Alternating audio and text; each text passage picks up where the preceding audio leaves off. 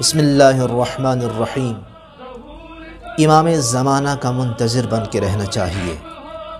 آج کے دور میں، آج کے پرآشوب دور میں، ان نامساعد حالات میں حضرت امام زمانہ عجل اللہ فرجہ الشریف کا انتظار کس طرح کیا جائے؟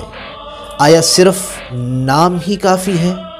آیا صرف نام کا منتظر بن جانا کافی ہے؟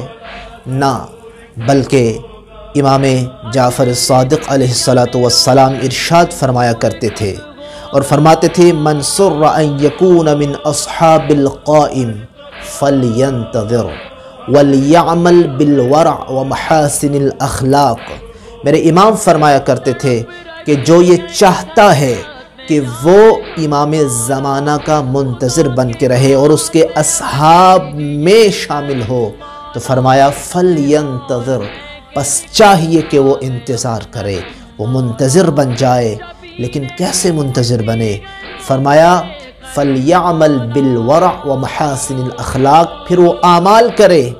ایک تو زہد و تقوی کا لباس زیب تن کرے، اور پھر وَمَحَاسِنِ الْأَخْلَاقِ، اور پھر اس کے اخلاق دنیا والوں کو نظر آنے چاہیے۔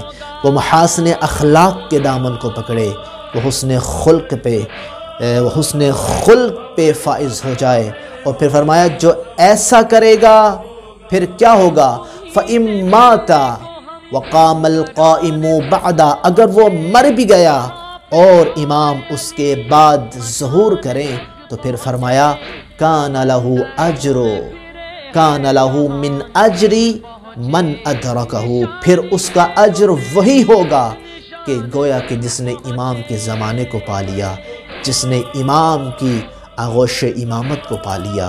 لہٰذا امام کا اگر منتظر رہنا ہے، وَلْيَعْمَلْ بِالْوَرَعِ وَمَحَاسِنِ الْأَخْلَاقِ، پھر عمل کرو زہد و تقوی کے لباس کو زیب تن کر کے اور محاسن اخلاق کے لباس کو زیب تن کر کے۔